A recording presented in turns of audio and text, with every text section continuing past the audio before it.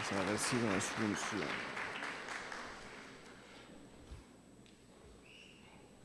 Bueno, con la presentación. Bueno, muy buenos días a todos. De verdad muy complacido de tener toda la participación de nuestros colegas, de nuestros invitados y de todo el equipo CSU, sus funcionarios, sus contratistas, que hacen posible que este evento salga de la mejor manera. Bueno, yo quiero compartir con ustedes, vamos a ver la presentación, unas preguntas que ayer casualmente mi compañero y amigo dejó planteado en el auditorio. Esas preguntas están relacionadas con dos principios interesantes que quiero poner de presente. Los principios de supremacía constitucional versus la protección de derechos humanos. ¿Cuál es el problema que quiero plantear? El reto que dejó el profesor Álvaro Alfonso Patiño en la tarde de ayer. Quise jugar un poco con la inteligencia artificial anoche y en esta mañana para asumir uno de esos tantos retos que él presentó. ¿Qué pasa cuando una corte internacional ordena a los estados hacer modificaciones a sus constituciones?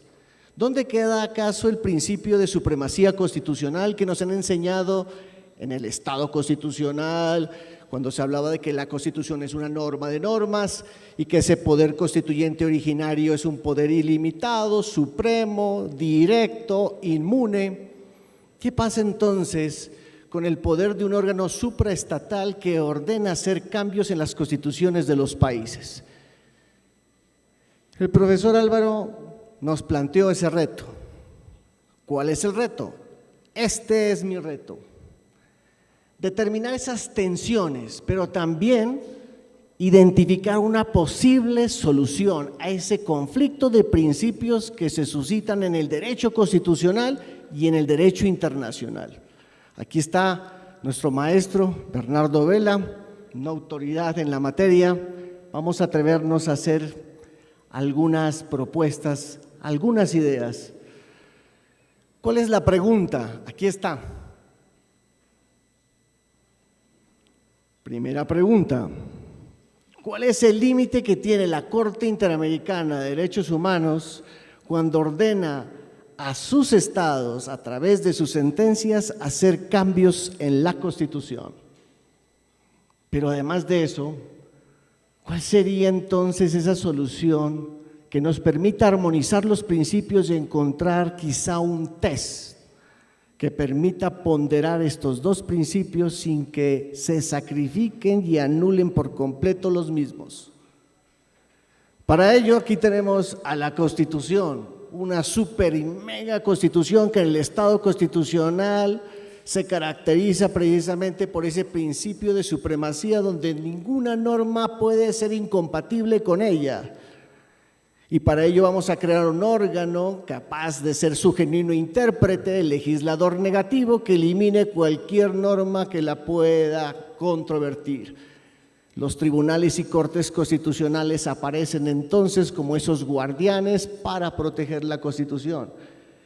Pero paralelamente vamos a encontrar que después de la segunda posguerra y ante la crisis de los estados de derecho aparecen las cartas de derechos.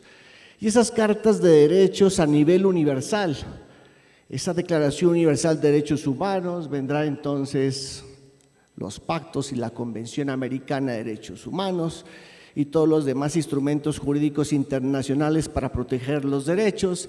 Y entonces estos instrumentos jurídicos internacionales parece que están generando una riña con la Constitución.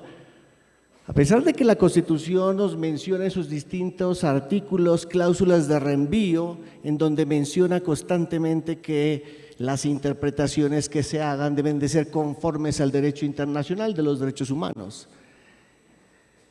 Y aquí está este enfrentamiento que me permití también buscar de alguna otra forma, ilustrarlo a través de la inteligencia artificial, siguiendo algunos consejos del profesor Omar Alfonso Cárdenas.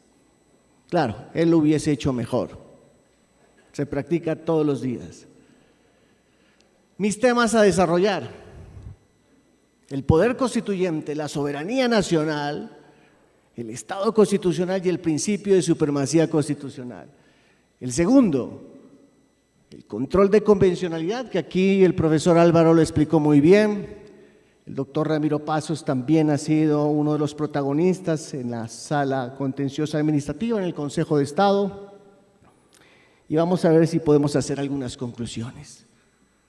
Bueno, para arrancar entonces con esta teoría de la soberanía, que quizá mis estudiantes reconocen con mucha propiedad este cuadro. Varios teóricos de la soberanía, muchos de ellos contractualistas, plantearán que el soberano entonces es el monarca, según Jean Bodino. Lo mismo diría que es Thomas Hobbes: el monarca es el soberano del cual emana el poder para crear las instituciones, el derecho, el Estado y demás. Pero también vamos a encontrar otros contractualistas, como Emmanuel Sieyès, como John Locke, como Juan Jacobo Rousseau, y ahí aparece Sieyès, en que es el tercer estado donde el soberano es la nación, y para John Locke es el monarca y el parlamento, una soberanía compartida, y para Rousseau será entonces el pueblo. Esos serán entonces los soberanos. Esas teorías de la soberanía se van a vertir en las próximas constituciones que van a adoptar la soberanía popular, y que en Colombia va a ser una constante, sobre todo la soberanía popular con la Constitución de 1863 y de 1991. Pero ese soberano es capaz de hacer ¿qué? Ese soberano, según lo explica el propio Colón Ríos, ese soberano tiene la capacidad de crear la Constitución, de crear el derecho, de fundar y refundar el Estado. Ese soberano es el que puede darle en ejercicio de esa autonomía el propio reglamento y la propia norma.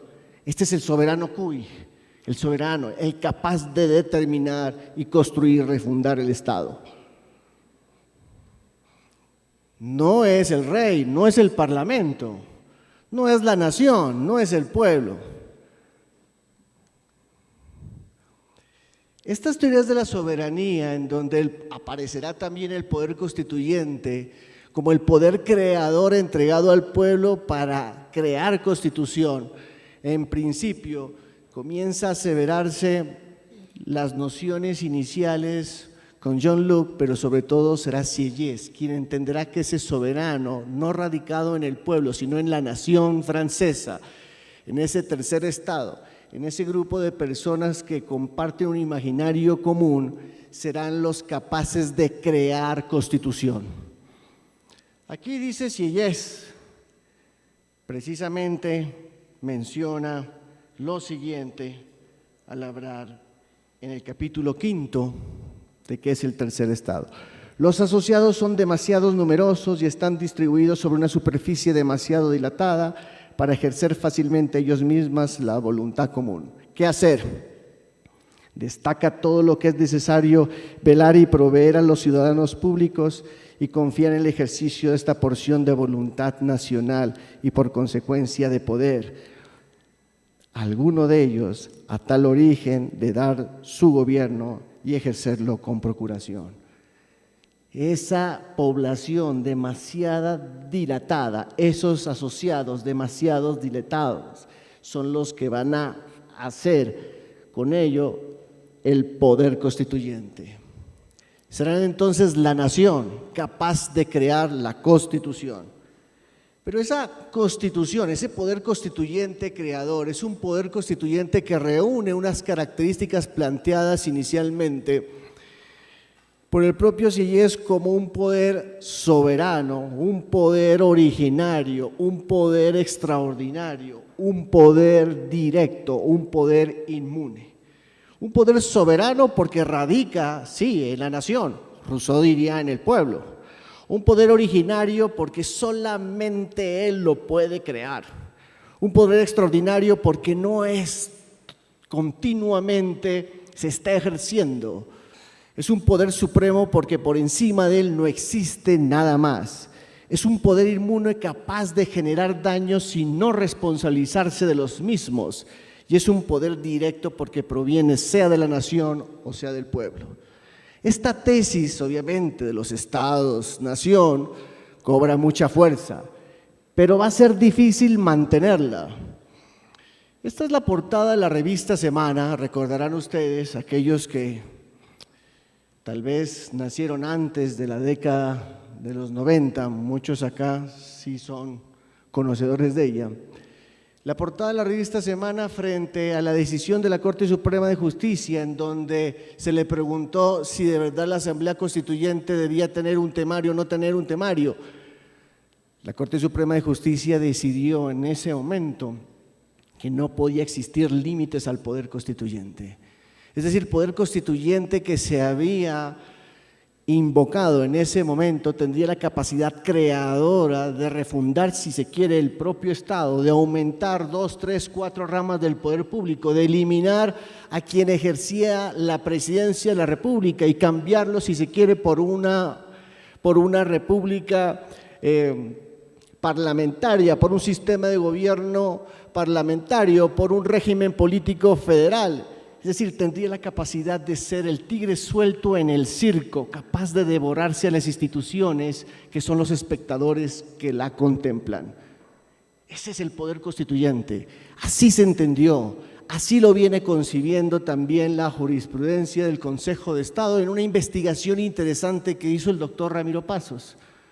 Aquí el Consejo de Estado, frente a una decisión tomada por la Asamblea Nacional Constituyente, que fue retirar el mandato, quitar la investidura a los senadores y representantes que habían sido elegidos en 1990, la Asamblea Nacional Constituyente determinó que no podía tener un Congreso al lado desarrollando leyes con una Constitución que se iba a derogar en 6 meses.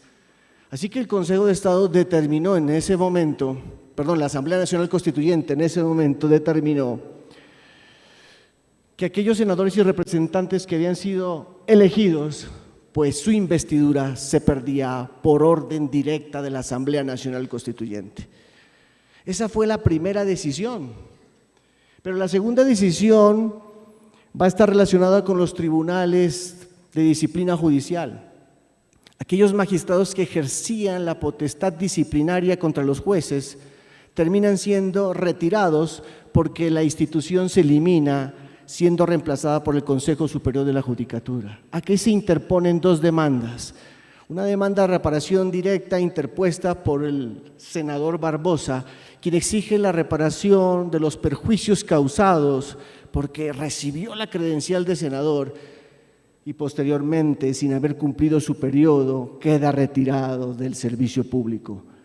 Y aquí el Consejo de Estado deja claro que el poder constituyente directo es inmune, que estamos frente a un Estado irresponsable y que el daño generado al senador Mustafa Barbosa y a los magistrados de los tribunales de disciplina judicial eran daños que escapaban a la capacidad del Estado, porque quien los había generado era el poder constituyente originario. Ese poder constituyente originario que todo lo podía hacer. Bien, si ese poder constituyente originario no tiene límites para generar los daños, es cierto que también el poder constituyente ha establecido algunas zonas rojas. La Constitución de Alemania ha establecido una zona roja, no se puede tocar el principio de la dignidad humana ni el régimen político que ordena el territorio, los Länders. La Constitución de Italia establece que no se puede tocar tampoco el régimen político ni la fórmula de Estado republicano, lo dice en su artículo 139. Francia, la forma de república no puede ser tocada. Es decir, las mismas constituciones, producto de ese poder constituyente, ha establecido límites, ha establecido unas líneas rojas que no se pueden cruzar.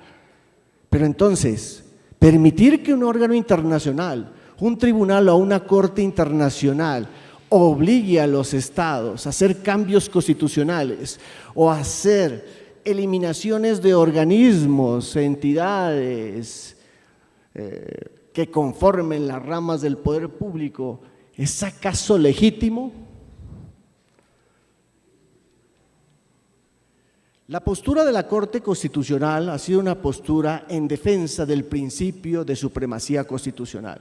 Es claro, a lo largo de todo este recorrido en estas sentencias, la Corte Constitucional colombiana ha establecido que el principio de supremacía constitucional permite armonizar con el bloque de constitucionalidad los tratados internacionales, los instrumentos jurídicos internacionales de derechos humanos y aplicar la Convención Americana de Derechos Humanos como es eso, un elemento que forme parte del bloque de constitucionalidad en sentido estricto.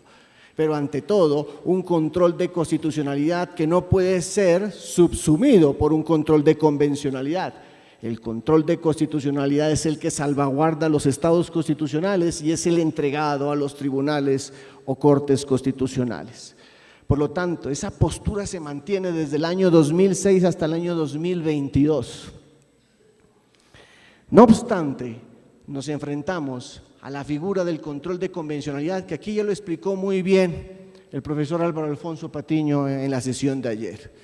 Ese control de convencionalidad en donde aparece en una primera etapa como un control concentrado, entregado a la Corte Interamericana y luego en un control difuso donde la propia Corte Interamericana entiende que el ejercicio del control de convencionalidad no solamente se limita a ese control de las normas que tienen los estados y que pueden ser incompatibles con la convención o con la jurisprudencia, sino también en la aplicación de principios, de reglas, de interpretaciones que pueda hacer la Corte Interamericana y que los jueces locales y que los administradores públicos, que las autoridades tanto judiciales como administrativas están obligados a hacer. Cuando se aplica un principio desarrollado por la Corte Interamericana en cualquiera de sus sentencias, hay control de convencionalidad. Cuando se invoca una sentencia, hay control de convencionalidad. Cuando se elimina una norma o deja de ser aplicada por ser contraria a la convención, sea una norma legal, sea una norma administrativa, hay control de convencionalidad. Y si es una norma constitucional, también hay control de convencionalidad, por supuesto. Por lo tanto, aquí vamos a encontrar diferentes sentencias, entre ellas vamos a encontrar diferentes sentencias donde la Corte Interamericana de Derechos Humanos realice en sus decisiones órdenes a los estados para hacer cambios constitucionales.